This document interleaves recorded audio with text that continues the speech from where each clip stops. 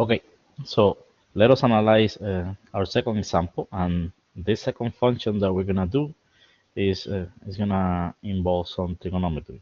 So let's look at it. So let's do cosine over 1 plus sine. All right. So let us sketch this graph. So the first thing that I want to say here is that notice that all the terms in this function that contain the variable, they are trigonometric functions. So we only have cosine of x and sine of x showing up in here. There is no mixed term. Like for example, if we had like a plus x or something like that, that would be a different story because we have an x that's outside the argument of a trigonometric function. But in this case, because the x is only showing up inside a trigonometric function, and as an argument, this means that this is a periodic function, and moreover, it has period 2 pi because it's both sine and cosine are periodic. So let me write down the remark. So remark, and f has period 2 pi because it's a periodic function. So what that means is, right, that every 2 pi, the values of the function are going to repeat themselves, and therefore the shape of the function will repeat itself every 2 pi. So this means that it is enough. So it is enough to study how the function looks, to study f for x between 0 and 2 pi. Because if we know the shape of the function between 0 and 2 pi, then because it's periodic, we just keep on repeating that shape to the right and to the left non-stop, as we normally do with the usual sine, cosine, etc. Right? So, and let's study this function from 0 to 2 pi, and then we just copy the picture left and right, okay, every 2 pi once we are done. And this way we don't have to worry about the entire real line, but we are working on this interval. Okay. All right. So let's begin. So the first thing that we're gonna do is, so this one I'm gonna do a little bit faster. Okay. So domain. So notice that for the domain here, the cosine has no issue, the sine itself has no issue. The only thing that we need to worry about is when is the denominator equal to 0. So we need to do sine of x equals -1. And then, as you know, this happens at 3 pi over 2. So this means that x equals 3 pi over 2 plus 2k pi. Right? Any coterminant to it, that's going to be a problem for us. So the domain of the function is all real numbers except this. So domain all real numbers x, such that x is different than 3 pi over 2 plus 2k pi. Okay. So we need to avoid all of those points. Notice that those are the ones that made the denominator 0, so they will be our candidates for vertical asymptotes, by the way. Okay, so we have the domain, the symmetry. We know that the cosine is even. Well, let me just quickly, instead of saying it, let me just write it down. So symmetry, just plug in -x. So we're going to have cosine of -x over 1 plus sine of -x. The cosine is even, so the negative is gone. The sine is odd, so you can factor out the negative. But now this is not the function, and also is not equal to minus the function either. If I multiply the function by -1, we don't get this expression. So there is no symmetry. It's needed. Okay, so moving on. The next thing is the intercepts. So intercepts.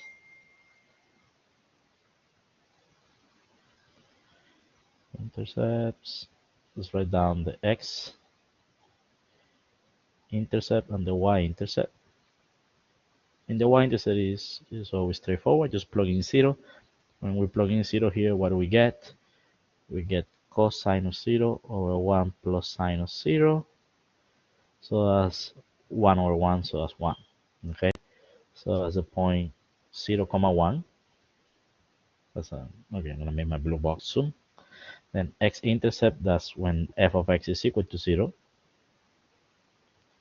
So we need to solve cosine over 1 plus sine equals 0.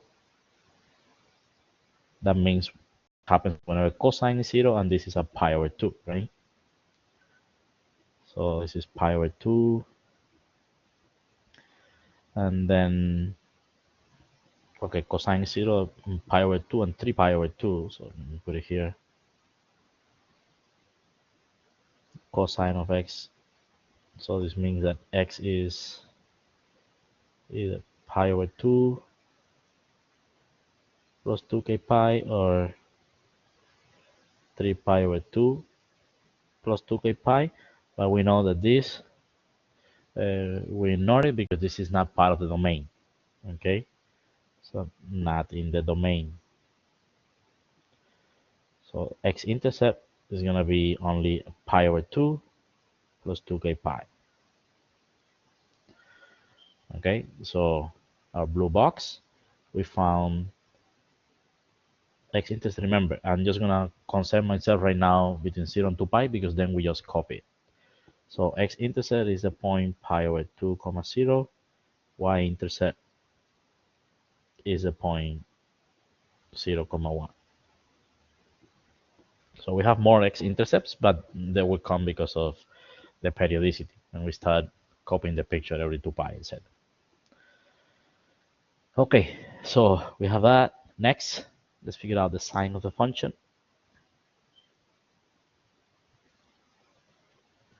Remember, this is cosine over 1 plus sine.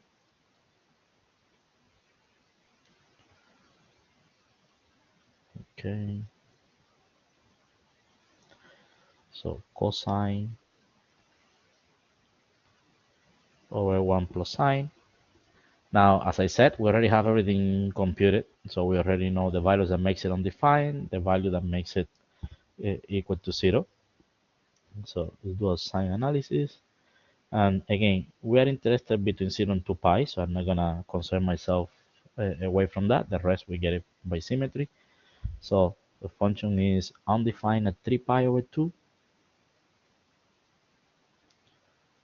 Let's see. So the function is undefined at 3 pi over 2.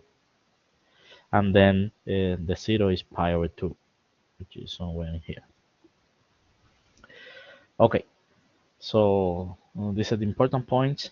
Now, before here, you can pick points and plug in, okay? Just make sure that you pick values that actually are in the corresponding interval. But here we can do this a little bit faster. Just notice that sine is between -1 and 1. Therefore, if I do +1 everywhere, I'm gonna have that 0 here. Then we have 1 plus sine, which is, by the way, our denominator, right? That's why I'm doing this. Is less than or equal than 2. So that means that this denominator is always greater than or equal than 0. In other words, it's never going to be negative. So the sign of the function f, whether it's positive or negative, is really determined by the top. If the top is negative, the function is negative. If the top is positive, then the function is positive. Okay? And because the top is just cosine, now we can use quadrant information. For example, between 0 and pi over 2, that's quadrant 1. Cosine is positive, so that's a plus. Between pi over 2 and 3 pi over 2, what is this? That's quadrant 2 and quadrant 3. And in both of those quadrants, the cosine is negative. So that's a negative. And then from 3 pi over 2 to 2 pi, that's quadrant 4. And in there, cosine is positive again. So that's a positive. Okay? So this way, you can do it quickly without having to pick points. But if you want, you can pick points. Okay? It's up to you. Okay. So we know the sign of f. This tells me when the function is above and when it's below the x-axis. Okay, so this tells me when the function is above and below the x-axis. Let's continue. So the next thing is any asymptotes. So asymptotes, and behavior. So let's talk about the end behavior first. Notice that this function has no end behavior because it's periodic. In other words, the limit as x approaches positive or negative infinity of f, it does not exist since f is periodic. In other words, as you know, the domain as x approaches infinity, the values of the function are going to keep on repeating themselves over and over again. Same thing that happens with sine and cosine. So a function is not going to get close to any particular value, and also it cannot go to infinity because it's going up and down all the time. Like the values are changing, okay? They are repeating themselves. Whatever happens between 0 and 2 pi is going to keep on happening over and over again. So we cannot say, oh, at infinity the function goes to infinity or goes to 3 or to 4. No, it doesn't get close to anything. So the limit does not exist. So there is no end behavior. We don't have to worry about that. The function is just behaving the same. Same way that it behaves between 0 and 2 pi, it keeps on behaving that way over and over again. Okay? So then we don't have to worry about that. The other thing is asymptotes. So because there is no end behavior, we don't need to worry about horizontal or slant asymptotes. But we may have vertical asymptotes. Okay, so the question is, how about vertical asymptotes? Well, we do have candidates. And remember, the candidates for sure are going to be those which the function is not defined. And our candidates are going to be, 3 pi over 2. Function is not defined at 3 pi over 2 and any coterminal, but we are only working between 0 and 2 pi right now. So let's analyze this one. I'm going to take the limit. And here I do want to take both limits because I want to know how the function behaves around 3 pi over 2. As x approaches 3 pi over 2, let's first do it from the right. And then we're going to do it from the left.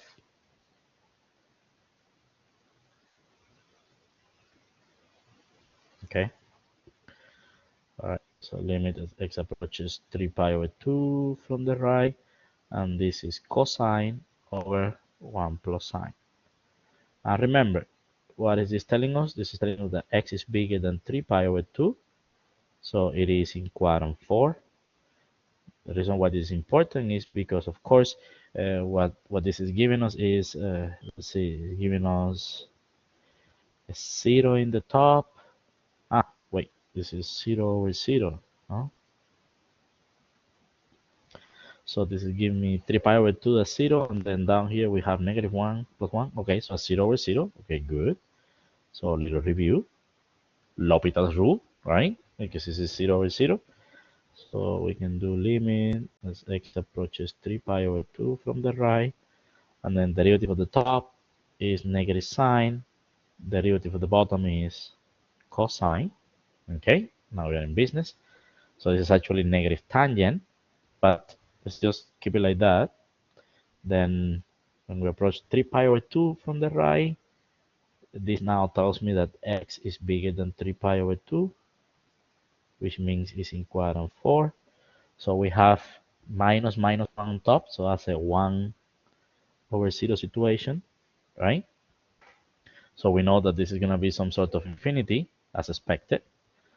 And which one is it? Well, let's see. The top is approaches to positive 1 because it's minus minus 1, okay? And then the bottom is a positive quantity because in quadrant 4, we are in quadrant 4 and cosine is positive, so it's going to be positive infinity. So when we get close to 3 pi over 2, we're going to have a vertical asymptote. And indeed, this is a vertical asymptote now, we know it. But moreover, we know that to the right, the function has to go to positive infinity. Now, how about to the left?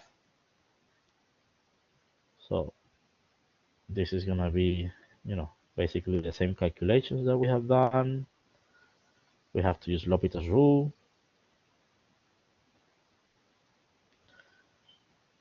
Okay, 3 pi over 2 to the left, so we get negative sine over cosine.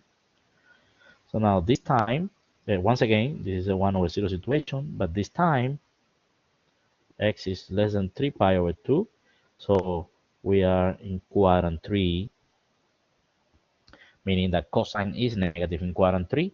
So the top is positive, right? Minus minus 1, that's a positive, but the bottom is a negative, so it's going to be negative infinity. So to the left of 3 pi over 2, our graph is going to negative infinity. Okay, so far what this is telling me is that when we're going to graph, here is 3 pi over 2, we are going to have a vertical asymptote at 3 pi over 2 and any coterminal. Okay, just picture what's happening. And then what this is telling me is that when you're graphing, Our function to the left is going down to negative infinity, so we have to do this. And to the right is going to positive infinity, so we have to do this. So that's the asymptotic behavior that we're going to have around 3 pi over 2. Okay? That's what these calculations are telling us about the graph. Okay, so, and that's it. We don't have any other candidates because these are the only values at which the function is undefined. And they happens to be, and we happen to find vertical asymptotes there.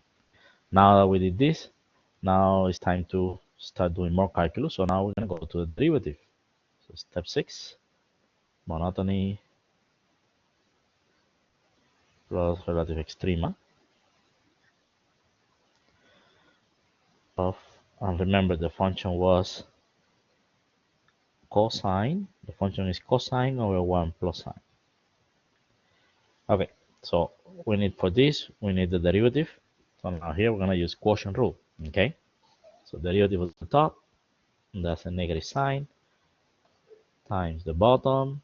Let's see, it's a negative sign times the bottom plus the top times the derivative of the bottom, which is cosine, divided by bottom square. And we need to simplify this. So let's see, what do we get here? Here there's no common factor that can do, so let me just distribute. So we get negative sine minus sine squared. Wait, it's a mistake here. The quotient rule is derivative of the top times the bottom minus the top times the derivative of the bottom over bottom square. Forgot to do that as well. Okay, now we're good. So distribute, so we get negative sine minus sine square, then minus cosine square all over 1 plus sine square. It seems like nothing's gonna happen here, but let's just wait because something nice is happening here. I can factor out, look at this term. We can take out a negative, and then I'm gonna have sine square plus sine square, which becomes 1. So that's helpful. So let's do it.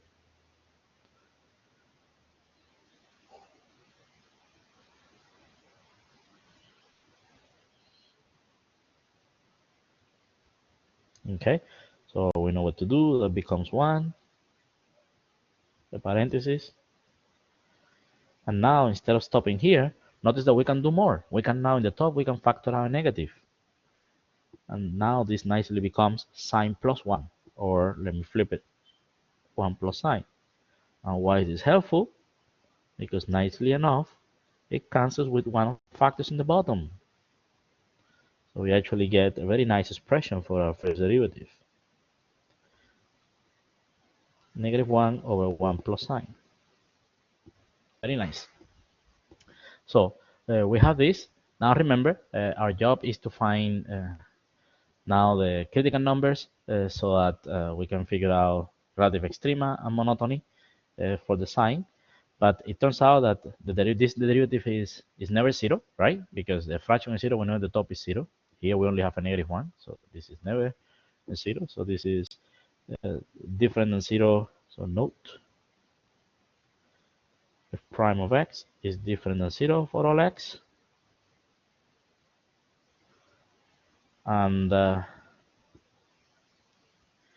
you know, is undefined only at 3 pi over 2 plus 2k pi, which is not in the domain of f.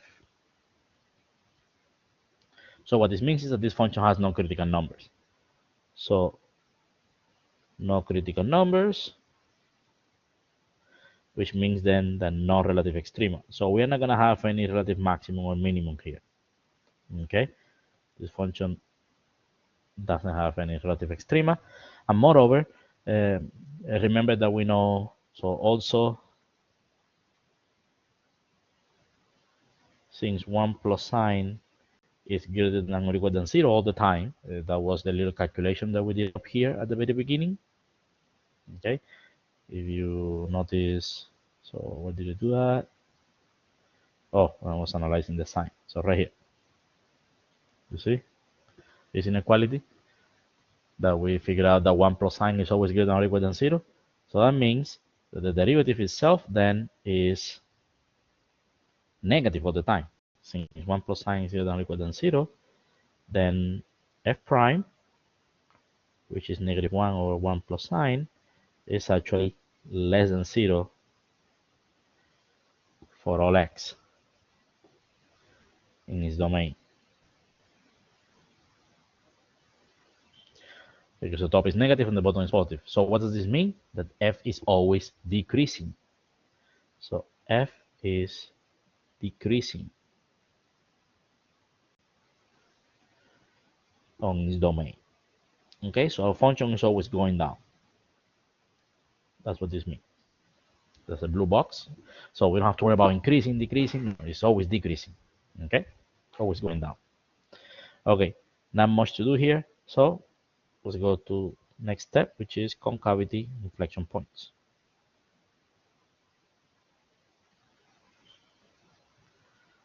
Concavity plus inflection points of the function f. Remember, f is cosine over 1 plus sine. Okay, so for this we need the second derivative, but before we get to a second derivative, we need to have the first derivative. Let's copy from before. Let's let's use our nice simplified expression. And now let's find our second derivative. We do quotient rule one more time. Derivative of the top is 0, so that's a 0. Then minus the top times derivative of the bottom, that's a cosine, divided by bottom squared. Okay, so minus minus, that's plus, so we get cosine over 1 plus sine squared. Okay, so now this time we do have zeros. Remember, you need to find the zeros and undefined to analyze the concavity. So we do have the zeros. That happens whenever cosine of x is equal to 0. And we already know when this happens. We solve this above. This is a pi over 2, 3 pi over 2, right? So we're analyzing between 0 and 2 pi. Again, everything then we copy it. So pi over 2, 3 pi over 2. So always remember that we are restricting ourselves to x between 0 and 2 pi, okay? And then undefined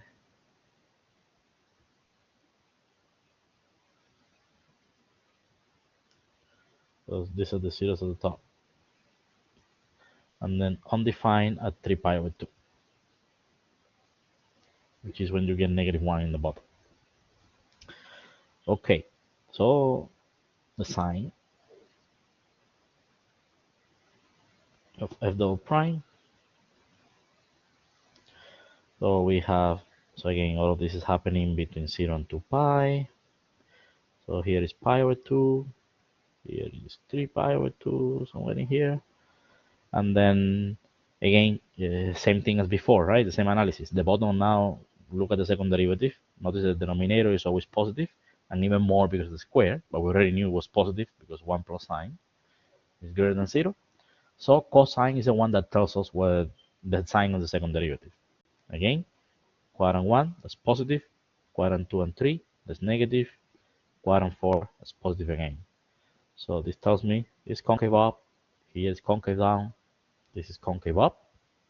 So we do see change in concavity. So pi over 2, this is in the domain of the function, and therefore this guy is an inflection point.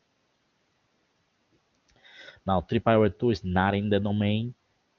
Remember, not in domain, so is not an inflection point. Okay, so be careful. Even though we do see change in concavity, it's not an inflection point. And notice that this is actually consistent with what we figured out earlier. This is a vertical asymptote. And what did we say that was happening around the asymptote? Look at this picture on the right.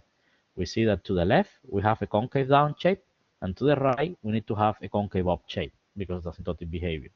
And that's exactly what we're seeing. Concave down to the left, concave up to the right. So everything is coming together now. All right, so inflection point.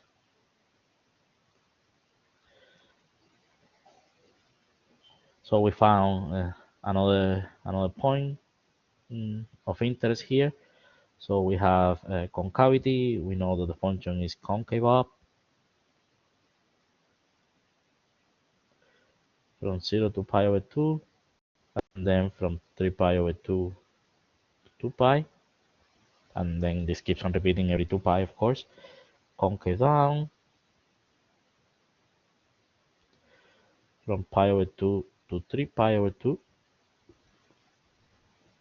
And then we also found an inflection point. And that's the point pi over 2 comma f of pi over 2.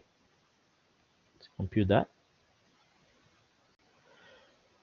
If we plug in pi over 2 into the function, you're going to get cosine. Oh, that's 0, right? Pi over 2 was an x-intercept. There it is. That's pi over 2 comma 0. So that x-intercept is also an inflection point. Okay. So now step 8. Let's put the information together and let's graph. So sketch. Let's see. I'm not gonna waste time doing the whole table of value things. Just gonna go back and forth and get the information that we need. Okay. So bear with me with all the scrolling on the screen. All right. So let's see. Do a big graph because I don't know what's gonna happen here. X and Y. So let's see. We do know that we need to graph between 0 and 2 pi. So let's say I'm gonna put 2 pi in here. And then I'd like to repeat the same picture from 2 pi to 4 pi. And then, whatever we do, then it's just gonna keep on happening. And then also, let's go from 0 to negative 2 pi. Let's put negative 2 pi here. And then whatever we do is gonna keep on happening this way, and it's gonna keep on happening this way, okay? Because of symmetry. All right, so let's see. What do we have? So now we're gonna focus between 0 and 2 pi, and then we copy and paste. Okay, did we have any asymptotes? Yes, we did. 3 pi over 2. Okay, so we have an asymptote at 3 pi over 2. So let's see. Half,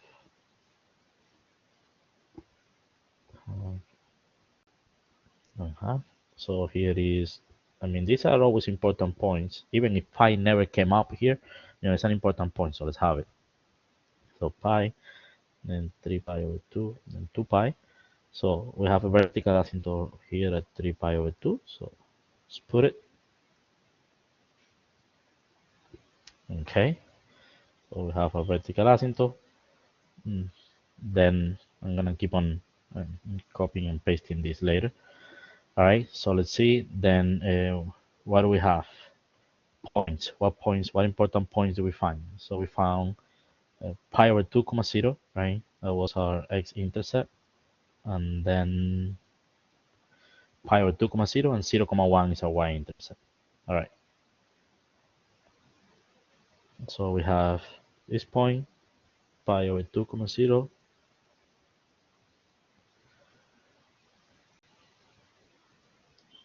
Okay, we have, it's too long recording, then this starts to become sluggish. And then 0 comma 1. Okay. I mean, 1 is gonna be, okay, let's just put it here, 0 comma 1 right here. So we need to go through these points. Okay, so our x-intercept. Let me do it in blue because I'm gonna do my graph in blue. Okay, any other important point that we found? Let's see. No.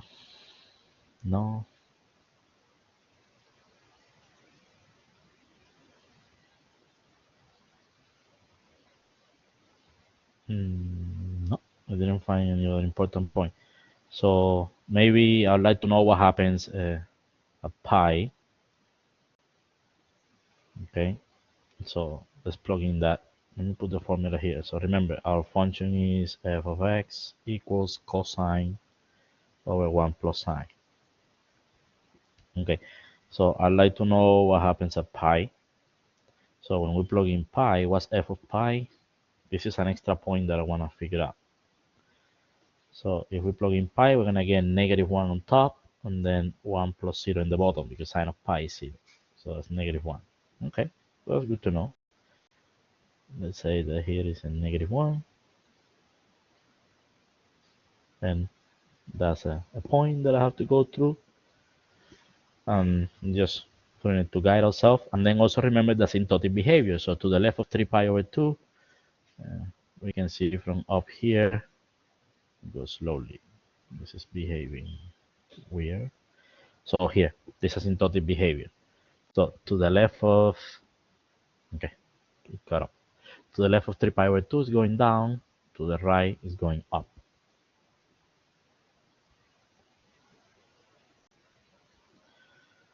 So need to do this. Okay. And then we need to do this.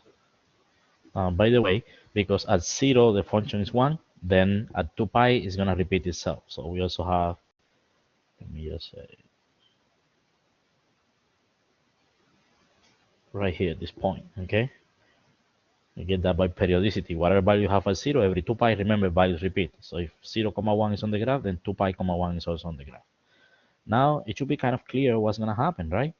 So let's see. We're coming, what's the concavity? It's concave down from, it's concave up from 0 to pi over 2. Okay, so we're gonna come like this in a concave up way. Then we need to change concavity as an inflection point. Becomes concave down up to 3 pi over 2, so all the way down to the asymptote. Okay, so now it's kind of clear what's gonna happen, right? So here we have a change in concavity, and let's go through our point pi comma -1, and then go towards our asymptote, going like that in a concave down way. I guess you can see that the change in concavity happened there at pi over 2. And then to the right, and notice how it's always going down, right? This is decreasing in this piece. And then to the right of 3 pi over 2, let's see, it's concave up, right? 3 pi over 2 to 2 pi, that's concave up. And that's it. We just need to go decreasing. Okay, so it's decreasing. I don't have any more information. So, concave up way.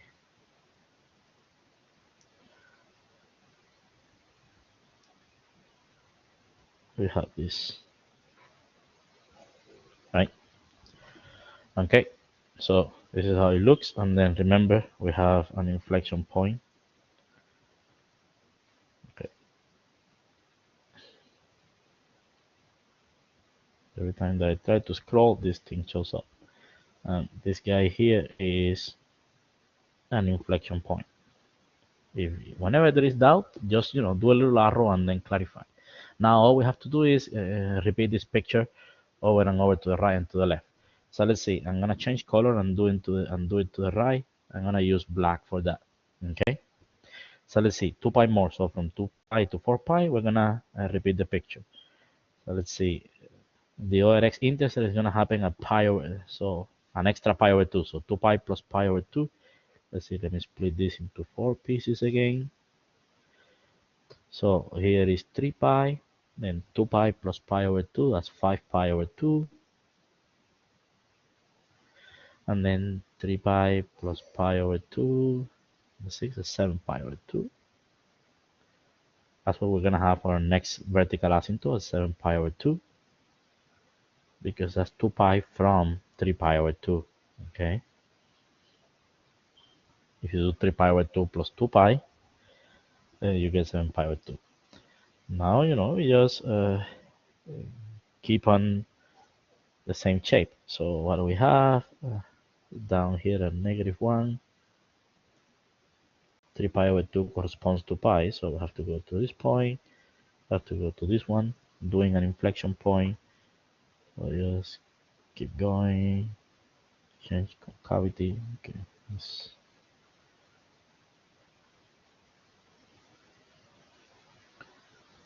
change make a change in concavity there. You have to keep going here, follow this, change concavity, goes down like that. Again, that's an inflection point, even if it may not look like it. That's an inflection point. Let's do the little arrow, and then, uh, you know, on the other side, comes like this, right? And so on. And this is gonna keep on going to the right this way. And now to the left, let's do it. Let's do again. So let's see. Now here we need to do it backwards. So now 2 pi to the left of 3 pi over 2, we're gonna have negative pi over 2. This time this is another vertical. We just have to complete the shape now. We can see actually the full shape. We can see now between 3 pi over 2 and 7 pi over 2 is where we actually see the truth, right? Between 3 pi over 2 and 7 pi over 2, that's when we actually see the full shape. So let's produce that. So all we're missing now is this part right here.